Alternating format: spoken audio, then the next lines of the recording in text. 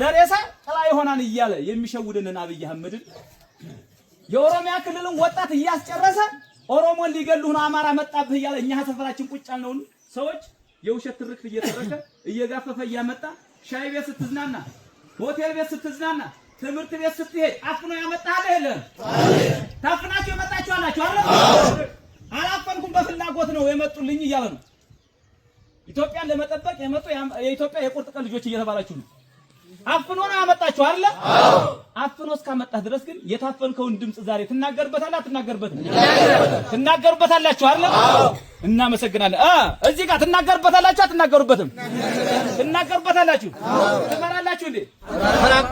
አፈሩም አንፈራም። ይህን ስርዓት ገርስሶ ለመጣል አማራ ክልል ውስጥ ያለ ያረጋ ከበደ ተላላኪ፣ ሰሜን ወሎ ውስጥ ያለ የነ ከድር ሙስጠፋ ተላላኪ። ከድር ሙስጠፋ ማለት መከላከያ ሰራዊትን የሚያስጨርስ ዘር ማንዘር የሌለው ነገጧት ህይወቱን መኖር የሚፈልገው እሱ በልቶ እስከሚያድር ብቻ የሆነ ሰው ነው።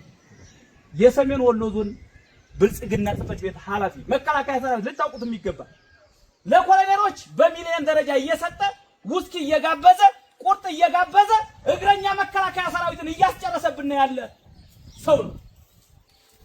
እግረኛ ሰራዊት አሁንም እንዳይሞት፣ አሁንም እንዳይቆስል፣ አሁንም እንዳይማረክ ትክክለኛ አፈሙዙን ወደ ብልጽግና እንዲያዞር ትነግሩታላችሁ አልነግሩትም? እሱን ነው የምነግራችሁ፣ እውነቱን ነው የምነግራችሁ።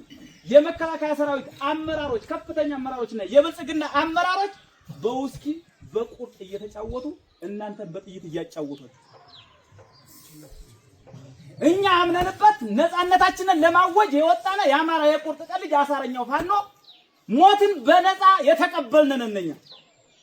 እናንተ ግን ሞትን የተቀበላችሁት በቁርጥና በውስኪ በእነማን?